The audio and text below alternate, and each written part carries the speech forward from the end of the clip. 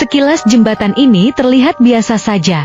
Suasana hilir mudik menjadi pemandangan yang lumrah di Jembatan Cibabi, Kampung Sukahati, Cibinong, Bogor. Meski begitu, setelah matahari terbenam, pemandangan di jalanan ini bisa berubah drastis. Hanya merekalah yang punya nyali lebih berani melewati jembatan ini di malam hari. Ada apa sebenarnya? Inilah penunggu Jembatan Cibabi menurut tentang misteri.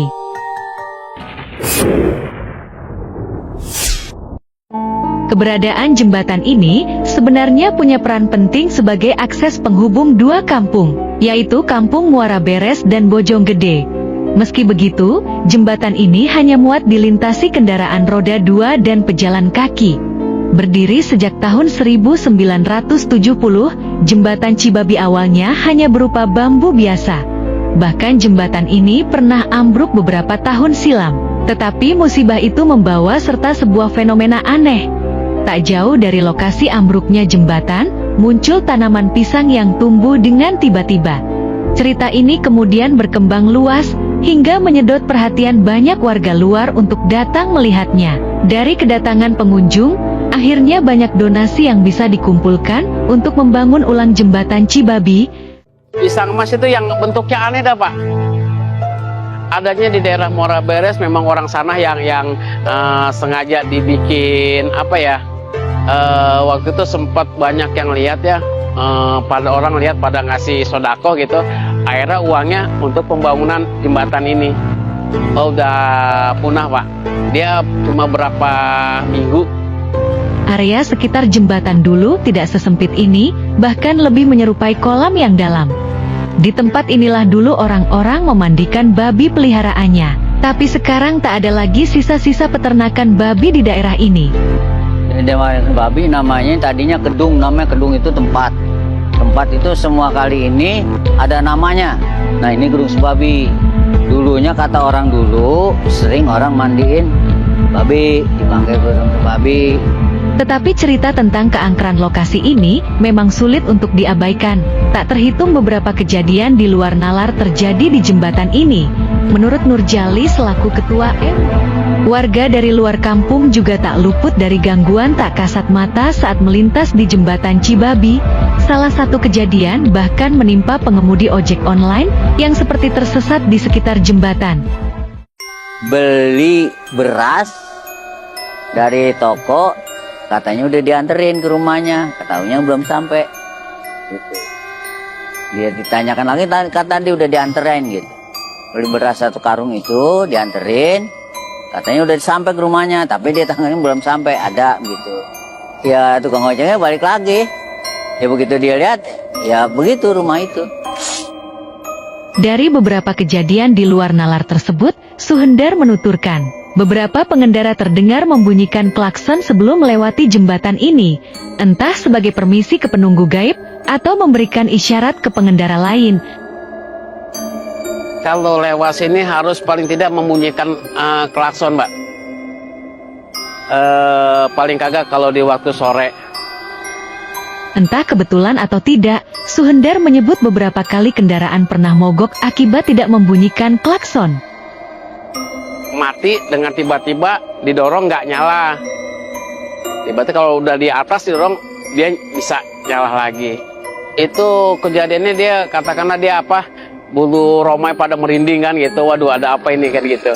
Biasanya sih dia lihat sesuatu dari penampakan sana. Konon keangkeran jembatan Cibabi ini berasal dari sosok yang mendiaminya sejak dulu kala. Seorang perempuan cantik yang kerap menampakkan diri di sekitar area jembatan. Itu seorang wanita yang berambut panjang. Pakaiannya warna merah, ya kan. Wajahnya parasnya cantik. Penunggu sesosok wanita yang bernama Siti Aisyah. Nah, dia itu kalau malam memang suka ada di melayang-layang di atas kali, di atas sungai sana Ciliwung, ya kan. Meski begitu, kondisi jalan yang curam di jembatan Cibabi bisa jadi adalah faktor utama dari banyaknya kecelakaan. Pasalnya, banyak dari pengendara motor yang kurang waspada dengan kontur jalanan di tempat ini. kemarin ada kejadian juga seorang yang dia punya masang wifi itu, dia bawa motor ngebut. Saya udah kasih tahu kalau bawa motor pelan-pelan. Ternyata karena memang dia ngejar waktu, akhirnya dia nyungsep jatuh dengan sendirinya di sini. Tepat berada di bawah jembatan Cibabi, mengalir aliran sungai Ciliwung yang terlihat tidak terlalu dalam. Meski begitu, jika musim penghujan arus sungai bisa berubah menjadi sangat deras. Bahkan di salah satu sudut sungainya, konon terdapat pusaran air yang bisa mengancam nyawa siapapun yang tak waspada. Kalau kedalaman nggak terlalu dalam sih, paling sampai 5 meter apa 4 meter Pak. Karena dangkal itu. Cuma kalau lagi air banjir aja keruh. Tuh baru kelihatan kalau lagi kayak ini. Karena kan kalau air curug tuh biar tenang tapi menghanyutkan. Itu. Karena ada penunggu pusara gitu. Dia datang untuk main aja, main tiba-tiba tertarik gitu. Nurjali juga menyebut, beberapa kali peristiwa orang tenggelam memang terjadi di sungai ini. Bahkan dia juga mengaku sering mendapat firasat berupa mimpi sebelum terjadi kecelakaan di tempat ini.